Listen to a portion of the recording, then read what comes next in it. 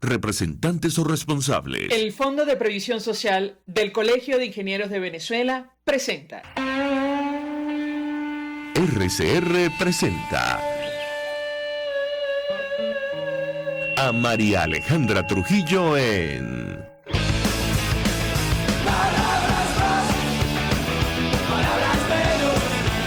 Palabras más, palabras menos.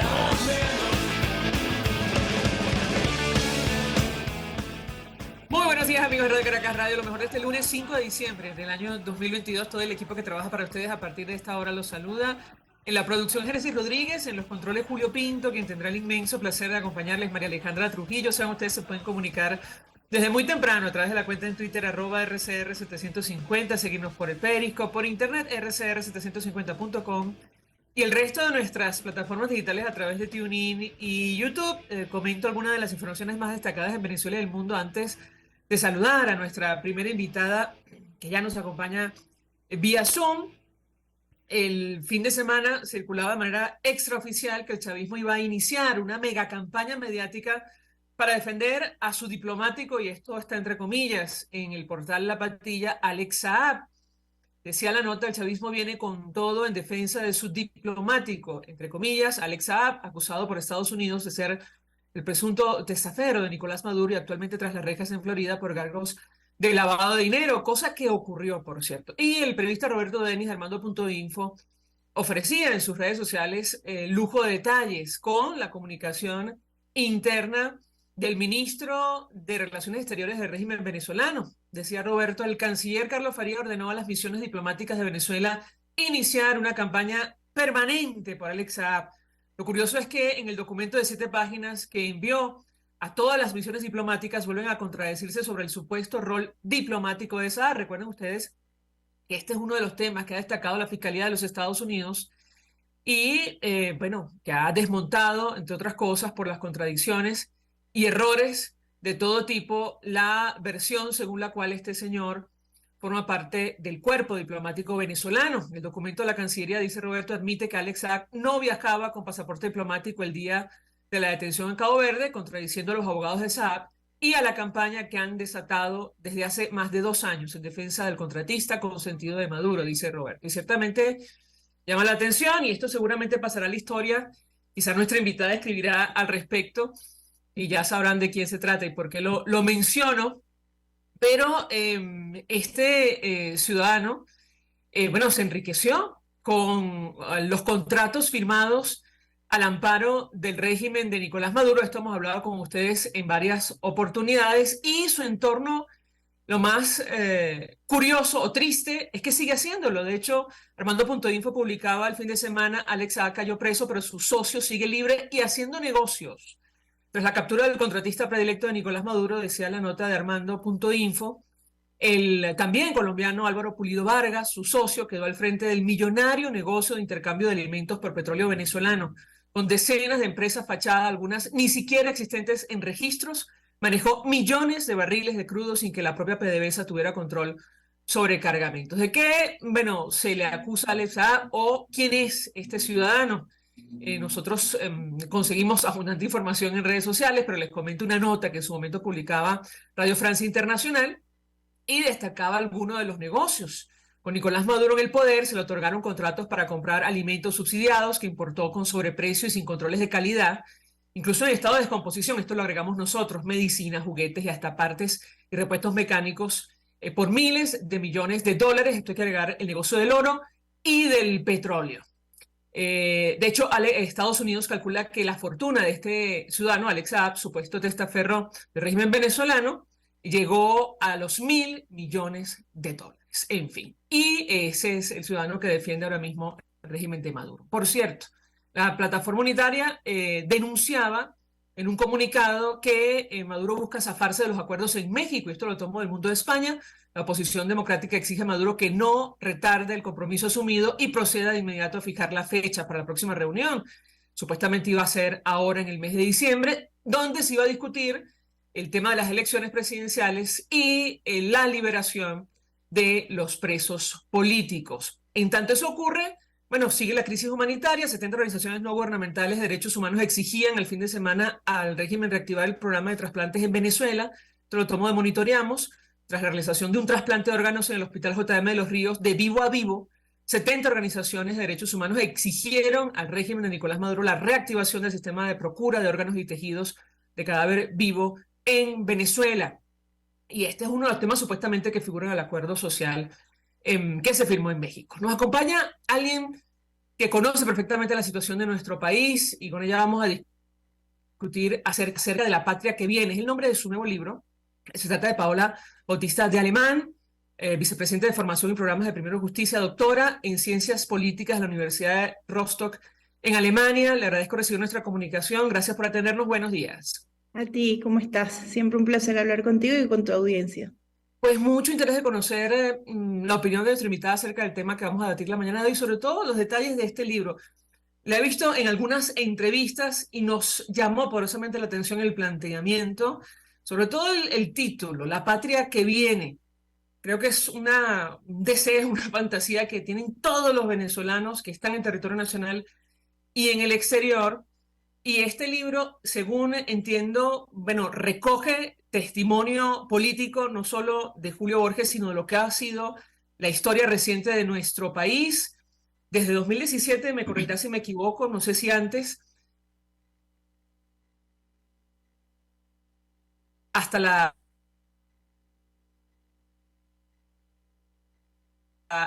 historia fecha política.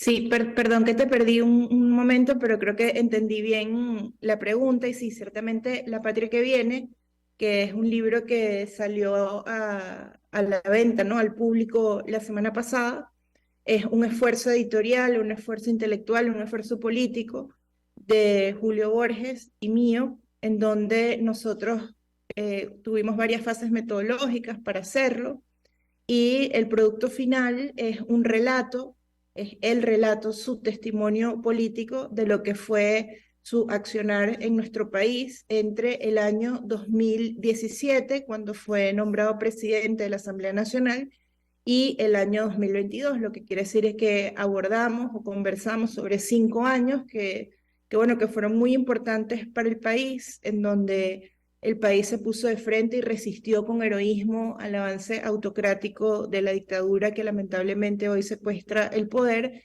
Y bueno, humildemente creo que es un aporte para nuestra memoria histórica y para la comprensión de los momentos que estamos viviendo. La verdad me llamó la atención algunos hitos históricos que menciona nuestra invitada en el libro, entre otros lo ocurrido en 2017. De hecho, digamos, la acción de los cuerpos de seguridad del Estado forma parte del expediente que investiga ahora mismo el fiscal de la Corte Penal Internacional por presuntos delitos de lesa humanidad cometidos en nuestro país, pero paralelamente ocurrían también negociaciones en esa época y yo le pediría un comentario que puede compartir con nosotros tomando en cuenta lo que ocurre ahora mismo a lo largo de este año 2022. La escuchamos. Sí, Venezuela desde el año 2002, Venezuela no, la oposición venezolana, desde el año 2002 ha acudido a 6 procesos de negociación, unos que han sido evidentemente útiles a la dictadura para poder retomar fuerzas y avanzar en sus propósitos de dominación político y social, y otros que han supuesto un camino para abrir puertas a la democratización. En el caso de la negociación de República Dominicana entre 2017, que comenzó a finales de 2017 y 2018, tal cual está expresado en el testimonio de Julio, y en este comentario pues integraré cosas que él comenta en la publicación y análisis propio.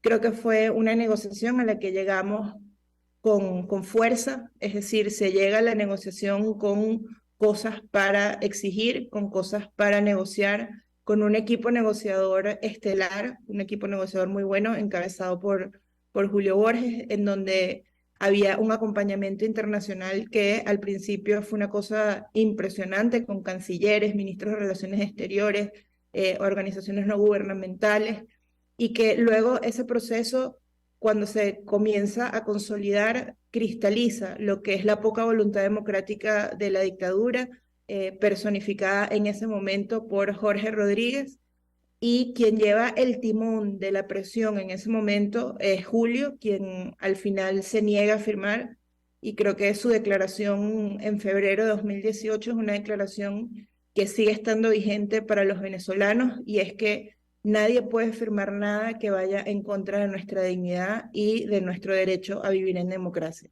Creo que esa es una declaración que tiene que estar vigente en todo proceso de negociación, que por supuesto con muy buena disposición todos los venezolanos queramos afrontar, porque nadie puede decir que puede estar en contra de una solución dialogada, negociada, civilizada, frente a la tragedia que estamos viviendo puertas adentro y puertas afuera de nuestro país. Ya vamos a regresar al libro, pero ¿cree usted que eso es una amenaza latente en este momento? Sí, siempre. Todo proceso de negociación es un tira y encoge, ¿no? O sea, todo proceso de negociación sí, con un régimen no democrático, en un sentido, es una apuesta y es un desafío de la audacia de los negociadores. Siempre debemos apostar a que eso salga bien, pero, y más en el caso venezolano, donde hemos tenido oportunidad de aprendizaje en escenarios de este tipo, hay que aproximarse con audacia, hay que aproximarse con muchísima intuición, con muchísima técnica, y todos los venezolanos tenemos razones para desconfiar de un proceso de este tipo, porque la verdad es que las personas que tenemos al frente son personas que llevan más de 23 años destruyendo este país. En la introducción de tu entrevista lo describiste muy bien, en la persona Alex Saab, la presencia de su esposa en la delegación, las declaraciones de Nicolás Maduro la semana pasada, no solamente en rueda de prensa, sino luego la reunión que tuvo con actores políticos que simulan ser oposición, pero que todos sabemos que no son oposición. O sea, ellos firman el acuerdo social, pero luego siguen un guión de descrédito y de desconfianza a la cual todos los venezolanos nos tenemos, o deberíamos, ¿no?, sobreponernos, y esa delegación, que en el caso de Primero Justicia el representante es Tomás Guanipa, tomar el estandarte de la firmeza, tomar el estandarte del realismo integral, tomar el estandarte democrático y representativo de nuestro país, para que pararse con firmeza frente, bueno, la cabra tira para el monte, ¿no? Al final los dictadores quieren quedarse en el poder, y el desafío es encontrar ahí un resquicio para echar para adelante. Ahora, tomando en consideración lo que mencionaba nuestra invitada y digamos, los procesos anteriores y lo que ha recogido con el testimonio directo de Julio Borges, me llama la atención que destaca en el 2017 había, dice nuestra invitada, un grupo negociador estelar, se contaba en ese momento con el apoyo comprometido de la comunidad internacional. ¿Cree usted que esto ha cambiado en el 2022? Parece evidente la respuesta, pero nos interesa mucho su Sí, bueno, opinión y su análisis. evidentemente todo ha cambiado. Es decir, no solamente ha cambiado el equipo negociador, ha cambiado el país, ¿no? Hace 10 años en 2017, hay una parte del libro que Julio lo comenta con una claridad pedagógica que a mí me pareció interesante cuando me lo contó, y siempre lo tomo para explicarme, ¿no? Y es que antes en el país las aguas blancas y las aguas negras estaban claramente diferenciadas, es decir, se sabía dónde estaban los sectores democráticos, dónde estaban los sectores autocráticos. Y después de una degradación de la lucha democrática, del espectro político, Operación Alacrán en 2020, muchas cosas que han ido ocurriendo, incluso él habla de protoalacranismo en 2018, con la presencia de José Luis Rodríguez Zapatero. Eso se fue degradando, y las aguas blancas y las aguas negras en el país pareciera que se fusionaron, y vemos que, y esto lo digo en conciencia, sé que es una frase dura, pero igual creo que me corresponde decirla, pareciera que el país quedó moralmente herido, ¿no? Frente a esta realidad, pareciera que ya no nos pesa tanto la corrupción, pareciera que preferimos voltear la mirada frente a realidades que son evidentemente injustas en materia social, en materia económica, en materia política, y eso tiene respuestas en el análisis psicológico después de haber estado sometidos a una dictadura tan longeva y tan dañina. Pero yo creo que el principal cambio del país es ese, ¿no? Es un país invertebrado, es un país degradado, que tampoco se encuentra con completa representación. Es decir, en 2017, cuando Julio Borges, como presidente de la Asamblea Nacional, acude a un proceso de negociación, teniendo el aval y la legitimidad de ser presidente de la Asamblea Nacional, por supuesto que recoge a un país y representa formal y realmente a un país. en 2022, cuando Gerardo Blight se pone un pie adelante como líder, ¿no? Como encabezando la delegación venezolana, ahí hay un déficit de representación. O sea, yo estoy segura que muchos venezolanos se preguntan, e incluso en determinado momento nosotros nos preguntamos, bueno, ¿y por qué él, no? O sea, ¿quién lo eligió? ¿Por qué él está ahí? Y eso, digamos, no tiene nada de malo en sí mismo, porque hay personas que tienen una legitimidad y una representación real. Cuando Lech Walesa, en la caída de la Unión Soviética en Polonia, se sienta en la mesa de redonda a negociar con el Partido Comunista Polaco y con la que se iba extinguiendo Unión Soviética, él era un sindicalista, ¿no? O sea, tampoco tenía un cargo extraordinario. Lo mismo Václav Havel, Mart Lara, o sea, todos los liderazgos de Europa del Este. Pero la negociación del año 2022 nos presenta unos problemas gruesos: el problema de la representación, el problema de la presión de la dictadura, el problema del hartazgo político dentro del país. Esa es una realidad. El país está cansado de los políticos, está cansado de la vida pública. Incluso llegó el terrible momento de pensar que puede sobrevivir sin ella, ¿no? Es decir, que puede haber una ilusión o un pseudo avance económico, pero yo no diría progreso, sino flexibilización económica. Como hablaba hace una semana con un empresario y me decía, bueno, es que el PIB venezolano subió 6%, y yo, bueno, sí, pero ese 6% está en 12 municipios del país, ¿no? O sea, el resto del país está muriéndose, literalmente muriéndose de hambre. Llega la Navidad y lo que hay es frustración, dolor, separación, bueno, unos sentimientos de tristeza realmente evidentes. Pero bueno, si usted como persona decide quedarse en Las Mercedes, Los Palos Grandes, La Castellana, Lecherías y algún que otro municipio prominente de nuestro país, bueno, disfrute usted su claustro, ¿no? Pero la realidad es que el país es más que usted. Y si tiene usted para pagar los Bueno, por servicios supuesto, claro, que ofrecen todos estos municipios. Si me permite, por nuestra invitada, supuesto. tenemos que hacer una pausa para publicidad. Quiero seguir ahondando en el libro y creo que el planteamiento vale la pena en un momento tan delicado como el que atraviesa nuestro país, figurarnos o preguntarnos la patria que viene. La figura de José Luis Rodríguez Zapatero nos llama poderosamente la atención.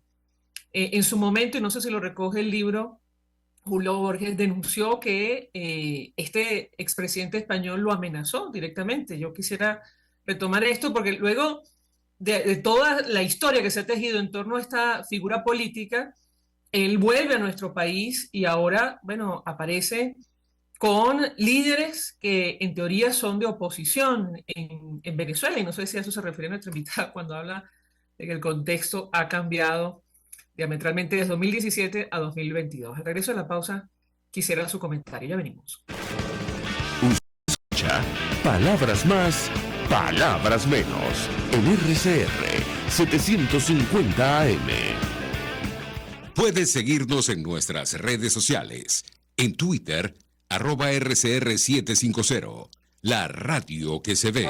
Mensaje del ingeniero José Peraza, tesorero del FONPRES CIB. Estimado colega ingeniero arquitecto y profesional afín, el Colegio de Ingenieros de Venezuela y el Fondo de Previsión Social, preocupado por la salud de tu familia, ha diseñado un sistema de salud integral que coloca a tu disposición y que contiene asistencia primaria de salud, ambulancia, hospitalización, cirugía, oftalmología, dermatología, fisioterapia, psicología, odontología, farmacia y funerario. Para mayor información, visítanos a nuestros portales cib.net.be, fonprescib.net.be, Colegio de Ingenieros de Venezuela, construyendo el futuro.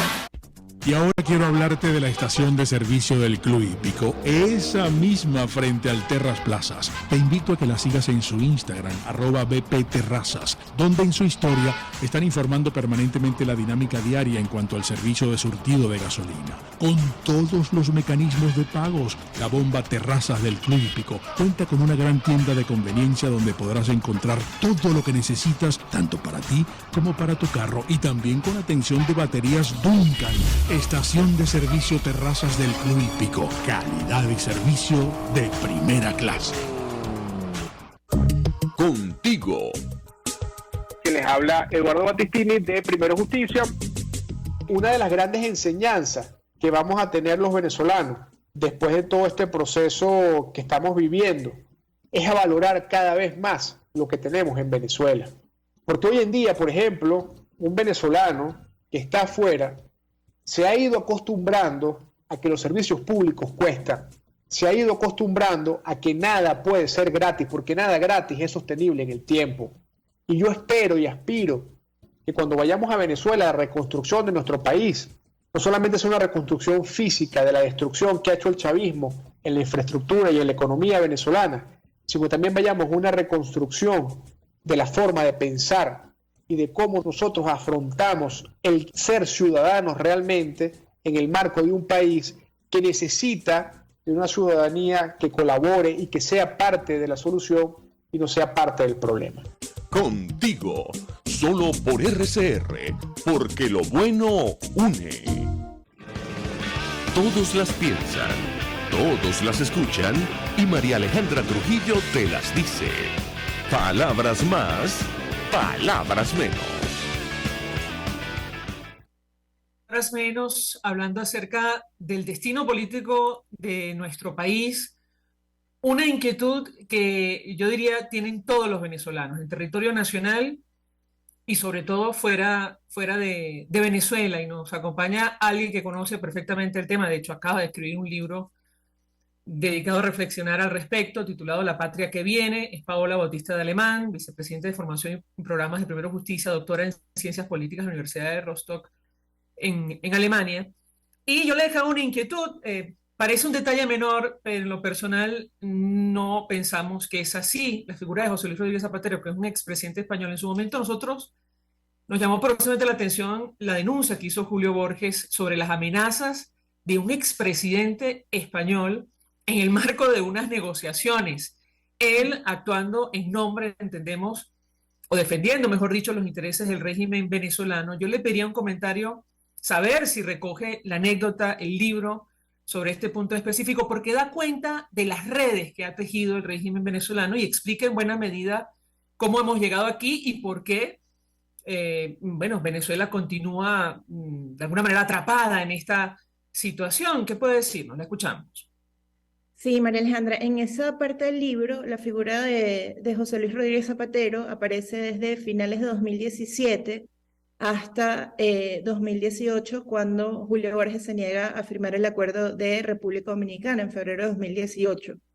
¿Y dónde aparece en 2017? Bueno, cuando la dictadura comienza a plantear el tema de la Asamblea Nacional Constituyente y se le propone a la oposición venezolana de manera graneada, es decir, no de manera unitaria, sino se va partido a partido, Acción Democrática, Un Nuevo Tiempo, Voluntad Popular y Primero Justicia, para ofrecer un sistema electoral que garantice ciertos curules cooptados, un sistema electoral cooptado que garantice ciertos curules a miembros de la oposición venezolana, digamos, tomando como intercambio que se participe en esa elección y que se le dé legitimidad a esa elección.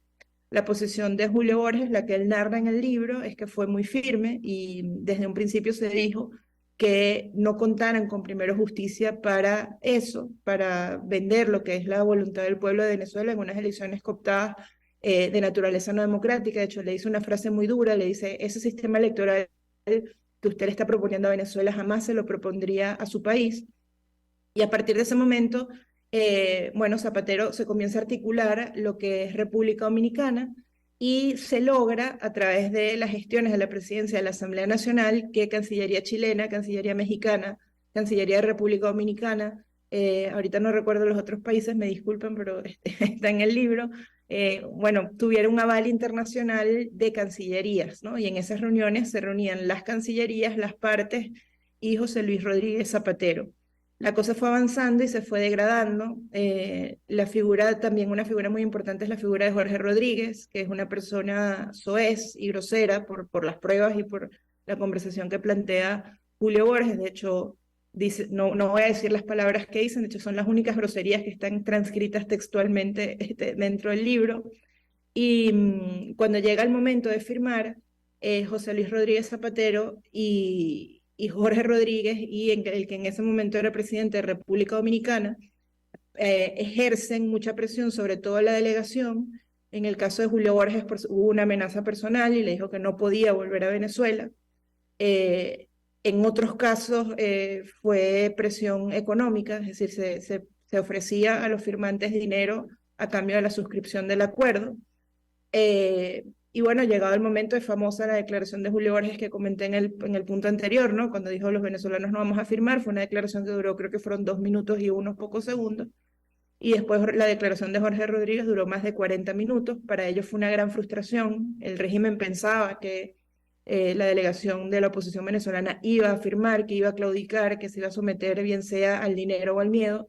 Eso no ocurrió y eso fue lo que abrió puertas a todo el proceso de 2019. Las elecciones luego del 20 de mayo de 2018 no fueron legítimas. En enero de 2019 Venezuela no tenía presidente y ante ese vacío asciende al poder el presidente de la Asamblea Nacional de ese momento, que fue Juan Guaidó. La verdad es que la figura de José Luis Rodríguez Zapatero es una figura lamentable, es una figura que da vergüenza al mundo, que debería dar vergüenza al mundo democrático y que tenemos que estar muy alertas porque no hay razón por la cual en este proceso de negociación no se pueden repetir, no se pudieran, ¿no?, repetir estos mecanismos de coerción, de represión, de compra de conciencias, que ya es, bueno, es casi un haber y un acervo de la dictadura venezolana. Pero es que además son los mismos actores, por eso nos llamaba la atención Claro, hemos visto al expresidente Zapatero abrazando a dirigentes que supuestamente están con la oposición venezolana. ¿Qué opina usted de esta? Bueno, es terrible porque, o sea, en el primer impulso, o sea, digamos, lo primero que viene a la cabeza cuando uno ve estas imágenes o esa fotografía es que la dictadura, al momento de crear esa delegación, no tiene vocación de flexibilización democrática, sino tiene vocación de atornillamiento. Es como si, por ejemplo, la oposición venezolana en la delegación hubiese puesto de cabeza a Julio. Por supuesto que la dictadura, el mensaje que tú estás mandando a los actores políticos es que no quieres cambiar nada, que lo que quieres es reeditar con éxito lo que fue tu propósito en 2018. Ahora, ¿eso quiere decir que estamos condenados? No, no quiere decir que estamos condenados, porque del otro lado hay una delegación que está formada por personas que tienen la mejor de las rectitudes, la mejor de las vocaciones, la mejor de las intenciones, y ahí lo que corresponde es el muñequeo, ¿no? Apostar a un error de cálculo de la dictadura y poder salir de algún modo beneficiados, ¿no?, de esta situación. Pero le pregunto sobre dos puntos en específico. Uno, ¿cómo evalúa nuestra invitada y cómo queda reflejado el desempeño del gobierno interino? Esta iniciativa que surgió a partir de 2019 y que contó en su momento con gran apoyo de la comunidad internacional, sorprendentemente, porque nadie pensaba que esto se iba a consolidar y, sin embargo, ocurrió. Eso en primer lugar. No sé cómo evalúan o qué planteamiento, digo, a partir del libro, dejan como reflexión, como hoja de ruta, posible hoja de ruta de cara al futuro, incluso ahora en 2023, con unas primarias de la plataforma unitaria en marcha y no sé si hay acto de contrición en el libro. Es decir, sí, una evaluación de los errores que se han cometido y por qué no se ha alcanzado el objetivo de consolidar una transición política a la democracia en nuestro país. La escuchamos.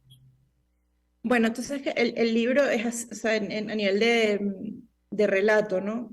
Tiene los dos primeros capítulos que son, a mí me parece que son apasionantes y aleccionadores, y sin, digamos, sin ingenuidad puedo decir que son capítulos muy bonitos, ¿no? Que remueven la lucha democrática, toda la bondad de nuestro país y la valentía, ¿no?, cuando se enfrenta a la represión, cuando mira al frente el peligro y por un bien superior lo afronta con madurez.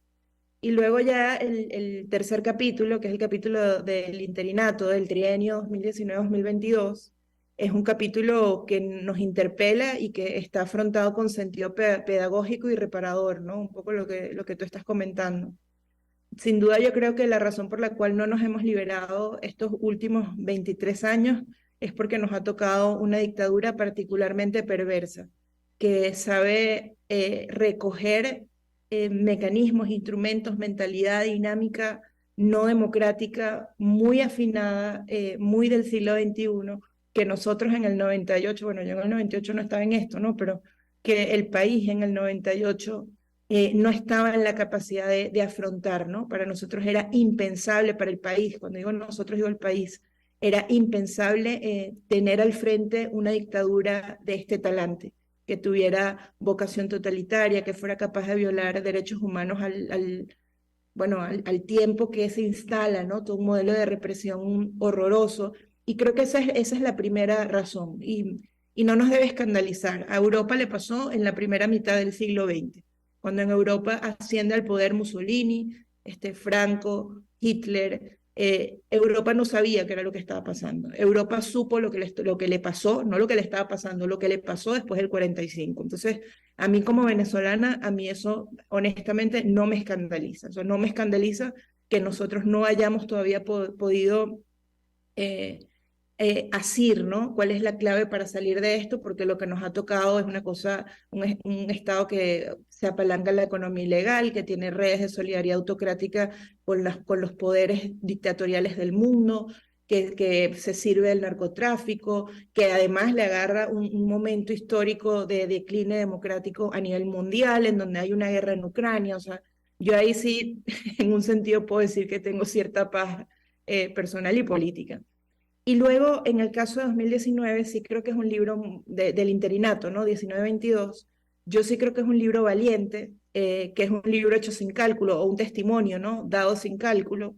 Es un testimonio que ciertamente revisa lo que pudo haber estado mejor, lo que no estuvo bien, que revisa en qué momento tuvimos que haber dado el cambio de timón y las razones por las cuales no se pudo dar ese cambio de timón, que muestra, el libro por supuesto por el momento en el que sale no muestra todo, ¿no? De hecho en el epílogo yo lo digo, hay cosas que todavía no se pueden decir, pero que están guardadas para ese futuro de libertad que estoy segura que vamos a vivir, pero que hubo todo un mar de fondo que se construyó ni siquiera desde el 17, desde el año 15, que se fue construyendo desde el año 15 relaciones con el mundo militar, relaciones con el mundo internacional, relaciones con el mundo empresarial, y que todo iba encaminado a la liberación, y por acciones unilaterales de actores de la oposición eso no pudo prosperar. Y eso la verdad es que sí tiene que llamar a la reflexión, tiene que llamar con esperanza. Ese realismo y ese acto de contrición tiene que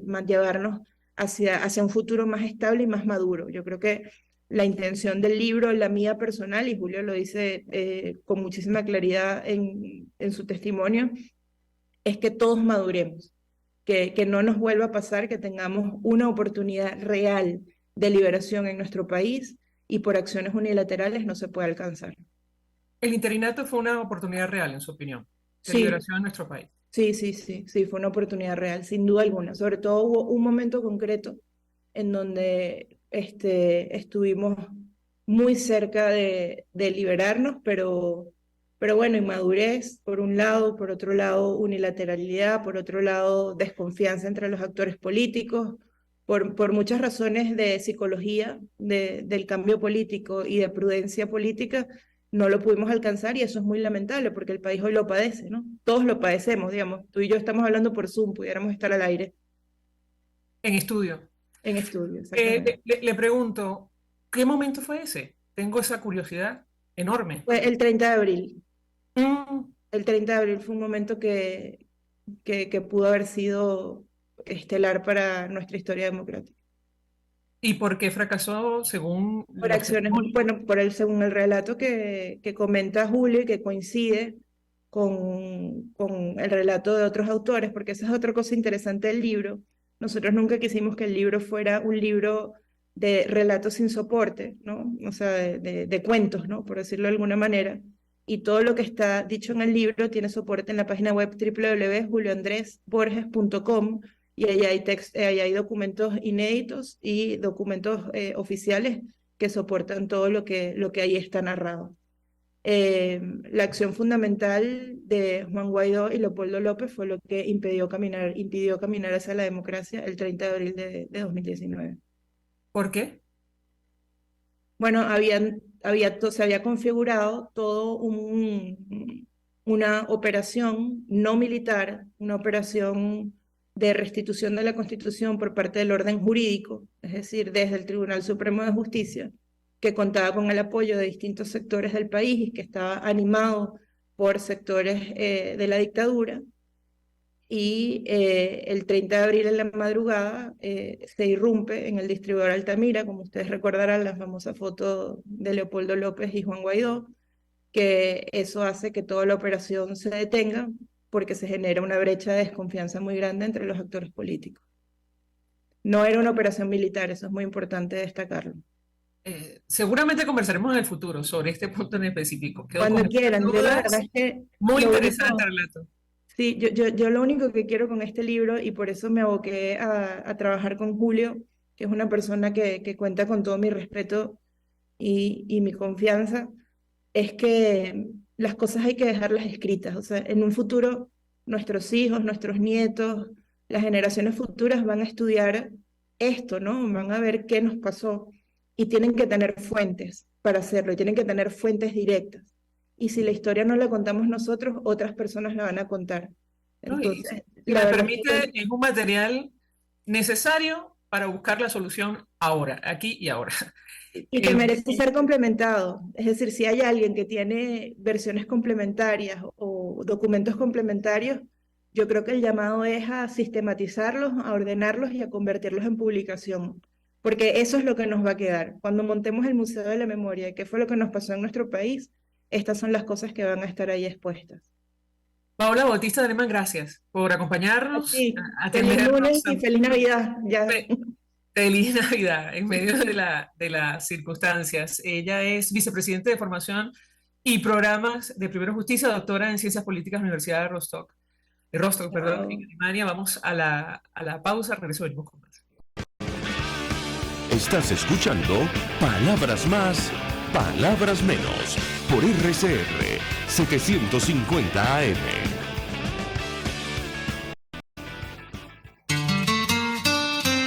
RCR 750 AM, porque lo bueno une.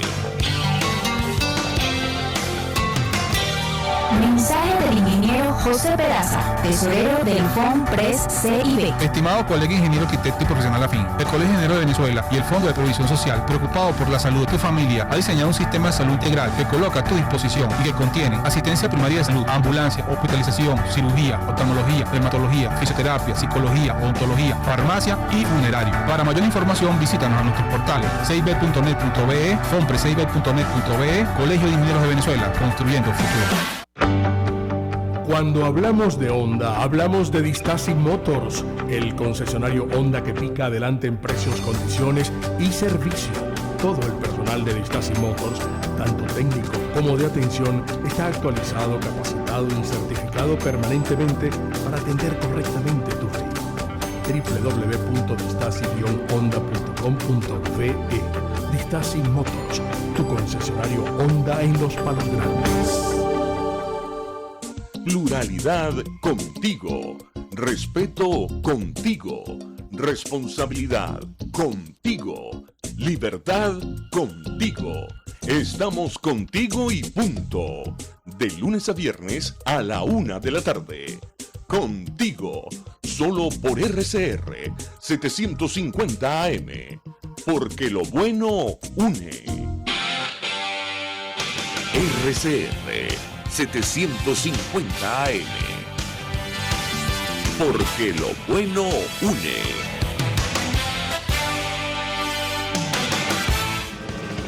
Información, opinión, contraste.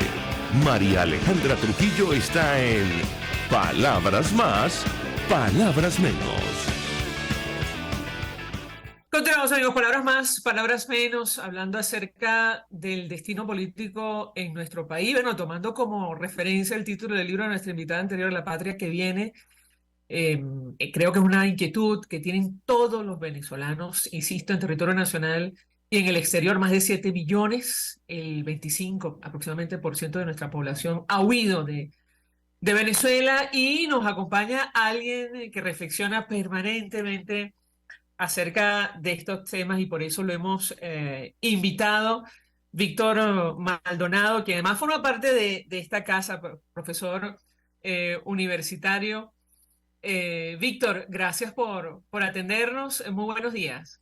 Buenos días, María Alejandra. Muchísimas gracias por la oportunidad de conversar contigo y con tu audiencia. Pues mucho interés de conversar contigo. Bueno, Víctor, yo te preguntaba durante la pausa si escuchaste la intervención de nuestra invitada anterior. Nos llamó profundamente la atención los detalles acerca de un episodio que, según su criterio, y esto seguramente lo podemos analizar e incluso contrastar con otras opiniones. Bueno, Venezuela estuvo a punto de liberarse en 2019, esto fracasó, y yo te pediría un comentario como punto de partida del análisis que hacemos hoy sobre el destino político de nuestro país. ¿Qué puedes decirnos? Te escuchamos. Bueno, mira, hay varias cosas. Me sorprendió muchísimo, pero a la vez no me sorprendió. O sea, haber creído que el G4 estaba constantemente unido, haber creído que en su momento ellos habían resuelto sus problemas de ego, haber creído que nos dijeron siempre toda la verdad, haber creído que había detrás de ellos una estrategia. Bueno, todo eso se derrumba precisamente por las contradicciones entre los principales líderes de esos partidos políticos. Está absolutamente claro que, como dice el Evangelio, en casa dividida solo puede privar la ruina.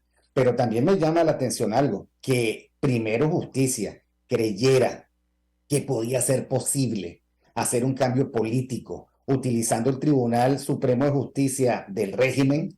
Es todavía más sorprendente porque además le aporta, más allá de la mentira, más allá de las peleas, más allá de las disputas de ego, le aporta una terrible ingenuidad y candidez a la política venezolana y una desconexión casi que absoluta con la realidad. Yo he dicho muchas veces, mientras no se supere esta insensatez de aproximación a lo que es el régimen, mientras no haya una reflexión que conduzca a la comprensión de lo que estamos viviendo, mientras no haya una conexión con la inmensa tragedia que estamos viviendo, bueno, efectivamente no vamos a poder seguir avanzando. Por eso es que a mí me parece que ese liderazgo político tiene que ser cesado y tiene que venir otra generación de políticos con otra disposición ética y, por supuesto, con otra sintonía estratégica que estos no tienen. Me pareció que la entrevista dejó entrever ese resentimiento que define la relación entre ellos y que siempre me ha hecho pensar que, así como ocurría con el cuento de Alí Baba y los 40 ladrones, lo único que los mantiene y los mantuvo unidos fue la expectativa del botín respecto al cual no han rendido cuenta, porque esa experiencia política, esa etapa política que espero que culmine pronto, no ha rendido cuenta de lo que hicieron en Monómero y cómo lo hicieron, de lo que pasó con la Fundación Simón Bolívar Residuos, de por qué tomaron decisiones estratégicas en Cico, de por qué pagaron los bonos ilegales, de qué se ha hecho la ayuda humanitaria, en fin, cómo es que todos ellos sobreviven y sobreviven también en un exilio que para el resto de los 7 millones de venezolanos es tan penoso y que, sin embargo, digamos, ellos la llevan también tan gorditos, también alimentados, pues también viajados, cosas que uno no encuentra explicación alguna. Ahora, Víctor, tengo que preguntarte, porque ciertamente nos llama la atención la reflexión que hacía nuestra invitada anterior. Se instala una mesa de negociación. Digamos, no hay grandes expectativas, pero cuenta con el acompañamiento todavía de la comunidad internacional, con los mismos actores del chavismo, que ya sabemos cómo actúan, y no hay duda, entiendo, entre la dirigencia política que van a buscar los mismos resultados, es decir, de algún momento sacar el mejor provecho de la iniciativa y, si es necesario, patear la mesa, como ha ocurrido en el pasado, utilizando para ello incluso según nos decía nuestra invitada anterior, amenazas y preventas económicas para comprar voluntades. Y yo te pedí un comentario porque compartíamos con la audiencia la reacción de la Plataforma Unitaria sobre esta nueva iniciativa en México, que en un comunicado se quejaba amargamente de la estrategia de Nicolás Maduro, que estaría buscando zafarse de los acuerdos suscritos en México. ¿Qué opinas tú? Te escuchamos. Bueno, en primer lugar, que la debilidad es más que aparente de la contraparte negociadora de la supuesta oposición. Como ellos no tienen legitimidad, como ellos representan a nadie, como ellos han construido una agenda inversa, o sea, primero la plata y después los presos políticos, y luego, además, la normalización de las medidas para hacer unas elecciones libres. Como ellos han hecho todo al revés, ahora no pueden sorprenderse de que el régimen, que siempre los ha tratado así, que tiene esos principios y precedentes, que no es confiable, que hace lo que le da la gana, pues siga haciendo lo mismo en esta ocasión. Entonces, la verdad que les queda ya feo jugar al cándido, les queda ya feo jugar a las víctimas. Ellos son víctimas porque quieren, ese es su papel. Su papel en el mundo de la política, de este ecosistema criminal, es simular ser oposición, cuando la verdad es que ellos llevan y cargan como unas mulas delante de la carreta la agenda del régimen y la llevan hasta donde el régimen quiere. Si no, no es explicable. O sea, ahora van a decir que los engañaron, les queda feísimo, les queda muy, pero muy feo. A mí me parece que una negociación genuina comienza por lo importante. Y lo importante es normalizar la política, el cerrar esta época de persecución y presos políticos, tratar de buscar algún tipo de expectativa de renovación del gobierno a través de unas elecciones libres y, por supuesto, utilizar como zanahoria lo primero que dieron, que es, por supuesto, liberar o negociar las sanciones. No lo han hecho así. La verdad es que son vergonzosos en ese sentido. Y bueno, la respuesta es la indiferencia del país al país. La verdad que no pasa por ellos, ni ellos pasan por el país. O sea, ¿dónde está el país en esa trama? En ningún lado. ¿Dónde está el país de la diáspora? Allí, en ningún lado. ¿Dónde está el país político que quiere un cambio? En ningún lado. ¿Dónde está el país que en este momento necesita que se resuelva sus expectativas de atención de salud, de educación, de servicios públicos, de mejoramiento del suministro de agua, de estabilización de electricidad? En ningún lado. O sea, ellos le dieron al régimen lo que el régimen quiso. El régimen, por supuesto, tiene una interlocución preferencial con las Naciones Unidas. Las Naciones Unidas ya está, pero voraz, y haciendo un inventario de lo que necesita para atender a la diáspora, $2.000 millones. O sea, nada es gratuito. El país está al margen, los que pueden hacer negocio porque tienen más saliva, tragan más harina, y esta oposición está cumpliendo el triste y patético rol que ellos decidieron tener: hacer realidad la agenda del régimen. Víctor, tenemos que hacer una pausa para ir a publicidad. Al regreso quisiera referirme a algunos puntos. Aunque hay profundas diferencias, también hay coincidencias, y eso nos llamó la atención entre tu planteamiento de nuestra invitada anterior, por lo que hemos leído. El tema de la crisis de representación, ambos coinciden en el tema. El hartazgo hacia la política, ambos coinciden en el tema. Yo quisiera ahondar contigo al respecto al regreso de la pausa, y te dejo la inquietud sobre la hoja de ruta, y creo que es la inquietud que tienen tantos venezolanos: qué hacer, qué camino seguir para alcanzar el objetivo final, que es una transición a la democracia en nuestro país. Al regreso, si me permites, te doy la palabra para contestar. Ya venimos. Claro que sí. Escuchas a María Alejandra Trujillo en Palabras Más, Palabras Menos, por RCR 750 AM. Sintonícenos a través de Periscope, @RCR750, la radio que se ve. Mensaje del ingeniero José Peraza, tesorero del FONPRES CIB. Estimado colega ingeniero, arquitecto y profesional afín, el Colegio de Ingenieros de Venezuela y el Fondo de Previsión Social, preocupado por la salud de tu familia, ha diseñado un sistema de salud integral que coloca a tu disposición y que contiene asistencia primaria de salud, ambulancia, hospitalización, cirugía, oftalmología, dermatología, fisioterapia, psicología, odontología, farmacia y funerario. Para mayor información, visítanos a nuestros portales cib.net.be, fonprescib.net.be, Colegio de Ingenieros de Venezuela, construyendo el futuro. En Global Therapy seguimos comprometidos con tu rehabilitación física, te ayudamos a recuperarte de tu postoperatorio y en el alivio del dolor. Búscanos en el Centro Comercial Multiplaza Paraíso Nivel Empresarial 2 a través de Twitter e Instagram, o llámanos al 0412-256-1104. Y no olvides lavarte las manos con agua y jabón y cumplir con el distanciamiento social. Global Therapy, y despídete del dolor. La gran estilista Teresa está al frente de su salón de belleza Tarina, con su maravilloso equipo de profesionales peluqueras y manicuristas en el Salón de Belleza Darena. Siempre vas a lograr el look de la mujer bonita. Está en la planta alta del Centro Comercial Galerías Prados del Este. Ven para que te consientan. Pide tu cita por el 0414-222-6577. Salón de Belleza Darena. Atención como tú lo mereces, con todo cariño. Pretty Woman. Ellos sí que no saben nada. Y así nos va. El espacio donde se tocan los temas más candentes de interés político y nacional. Y así nos va. En este programa, la picardía y el humor inteligente son los protagonistas. Pura cabilla. Lara y Hernández descosen y revelan los secretos más oscuros del acontecer político. Y así nos va. De lunes a viernes a las 4 de la tarde. Por RCR 750 AM. Se dicen, se ocultan, se piensan, se descubren. Palabras más, palabras menos. Con María Alejandra Trujillo.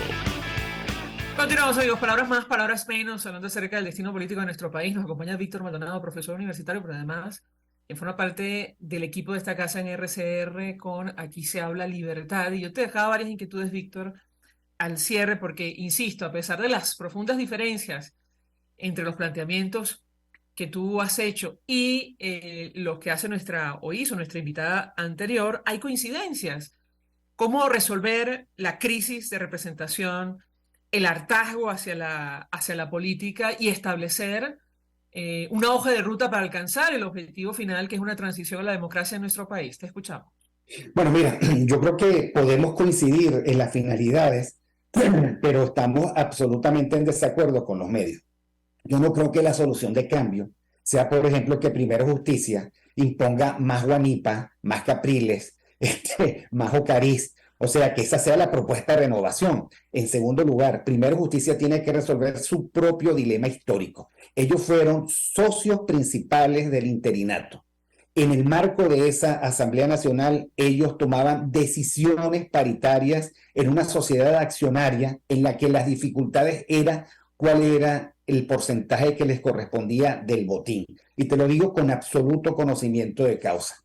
Entonces, que ellos se pusieran molestos, Leopoldo, con Julio Borges, y que la molestia sea precisamente por diferencias profundas en la distribución de la repartición de la ayuda humanitaria, de los puestos de las supuestas embajadas, de los escritorios jurídicos y oficinas que iban a rescatar o iban a identificar cuál era los recursos del gobierno supuestamente ocultos en toda Europa. Mira, eso son cuestión de detalles. Es el mismo cuento de Alibaba y los 40 ladrones. Los unió hasta el final el botín, hasta que el interinato está profundamente agotado.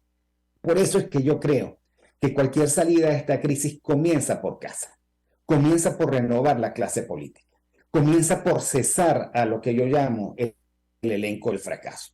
Ahora, Víctor, quiero detenerte ahí. ¿Cómo hacerlo? Porque te he seguido en redes sociales, te lo comentaba durante la pausa, y tú estás en contra, o me corregirás si me equivoco, de las primarias, como están planteadas de la plataforma unitaria. ¿Cómo hacerlo? Por una razón, las primarias son principalmente un dispositivo. Ahora, si tú me vas a obligar a mí como ciudadana a escoger en unas primarias al mismo elenco del fracaso que las está organizando, eso no tiene ningún sentido. Yo no sé si el chiste se cuenta solo. O sea, tú me vas a obligar a mí, supuestamente, no puedes, obviamente, pero quieres obligarme a mí a seleccionar entre Capriles, entre Ocariz, entre Guaidó, entre Delsa, o sea, entre los protagonistas principales del inmenso desmadre de la bancarrota moral y política de este país. El chiste se cuenta solo, digo. Unas primarias serían otra cosa, pero es que hay un requisito moral que ellos no quieren cumplir,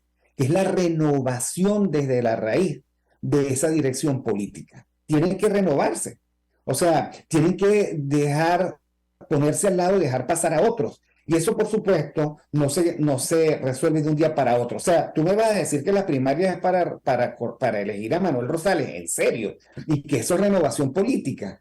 Tú me vas a decir que Manuel Rosales no está allí en un guión en donde él está disponible para perder y por lo tanto para ratificar y legitimar a Nicolás Maduro en el 2024. O sea, a mí lo que me perturba es la mentira, es la perversidad. Yo creo que al país le hace falta una explicación de dónde estamos, de cuál es el verdadero desafío y por dónde debemos comenzar. Yo creo, por ejemplo, que un país desvalido, desentonado, precisamente porque su liderazgo político se ha perdido, traicionado por sus élites, porque ahora todo el mundo juega a la normalización, a dame mi pedacito de enchufe, yo quiero formar parte de este cable.